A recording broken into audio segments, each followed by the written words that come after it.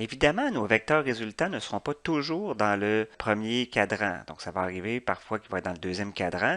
Et là, à ce moment-là, notre angle ne sera plus situé entre 0 et 90 degrés, mais il sera entre 90 et 180 degrés.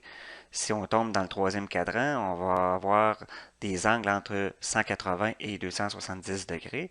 Et finalement, dans le dernier cadran, ce sera entre 270 et 360 degrés. Donc, on va regarder comment on fait pour traiter les angles là, dans le cas où le vecteur serait dans un autre cadran. Donc, si on commence par le deuxième cadran, j'ai représenté mon vecteur R qui serait mon vecteur résultant là, que j'obtiendrais, dont je veux trouver sa grandeur et son orientation. L'orientation finale, ben, c'est mon angle θ que j'ai représenté en gris. Pour des fins de simulation du problème, je vais m'inventer des valeurs pour Rx et Ry. Donc, admettons qu'on dit que Rx vaut moins 2 mètres et que Ry vaut plus 1 mètre. Donc, ça veut dire qu'effectivement, on est dans le deuxième cadran parce que Rx est négatif et Ry est positif. Ça va nous donner comme vecteur résultant que sa réponse va être de moins 2 en direction I plus 1 en direction J mètres.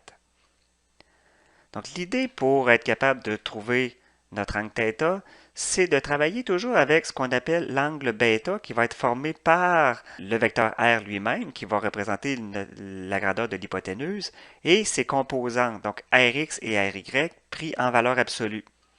Donc à ce moment-là, on va commencer par trouver notre angle β en se disant que le triangle rectangle qui est là, c'est comme un triangle géométrique. Je peux dire que tangente β est égale à Ry sur Rx en valeur absolue et on va pouvoir isoler β de cette façon-là. Je vais dire que β est égal à arctangente de Ry qui vaut 1 sur Rx qui vaut moins 2 en valeur absolue. Ça va me donner un angle de 26,6 degrés. Donc, c'est sûr que ce n'est pas l'angle final de mon vecteur, parce que nous, ce qu'on veut, c'est exprimer notre angle par rapport à l'axe des x positifs qui se trouve à être l'angle θ. Mais on voit qu'il y a un lien direct entre l'angle β et l'angle θ. On voit que notre angle θ va être égal à 180 moins β, et finalement, on obtient que θ est égal à 153,4 degrés. Si on calcule maintenant la grandeur de R, ça va être égal à la racine de moins 2 au carré plus 1 au carré, ce qui va donner 2,23 mètres. Donc, R va être égal à 2,23 mètres, orienté à 153,4 degrés. Si on est dans le troisième cadran, donc on va prendre la même procédure, sauf que à ce moment-là, on voit que notre angle θ dépasse le 180 degrés. Donc, comme je vous disais tantôt, on va être entre 180 et 270 degrés lorsqu'on est dans le troisième cadran. On va s'inventer des valeurs. Donc, Rx pourrait être égal à moins 2 et Ry à moins 1. Donc, quand on est dans le troisième cadran, les deux valeurs sont négatives pour nos composantes. Notre vecteur R serait de moins 2 en direction I, moins 1 en direction J mètres. À ce moment-là, si je viens tracer encore une fois le triangle qui va nous permettre de trouver notre angle β, je le mets comme ça ici, on met Rx, Ry encore une fois. On va pouvoir dire que tangente β égale Ry sur Rx en valeur absolue. Notre angle β nous donne arctangente de, en valeur absolue, moins 1 sur moins 2, ce qui va donner 26,6 degrés encore une fois.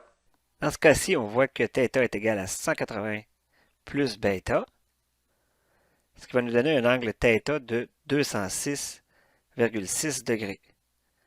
Notre grandeur est toujours égale à 2,23 mètres, donc on a un vecteur résultant à 2,23 mètres orienté à 206,6 degrés. Finalement, lorsque notre vecteur est dans le quatrième cadran, comme on a ici, nos composantes vont la valeur de Rx va être positive, donc par exemple plus 2, et Ry va être négative, donc moins 1. À ce moment-là, dans le quatrième cadran, on va avoir un angle qui va se situer entre 270 et 360 degrés.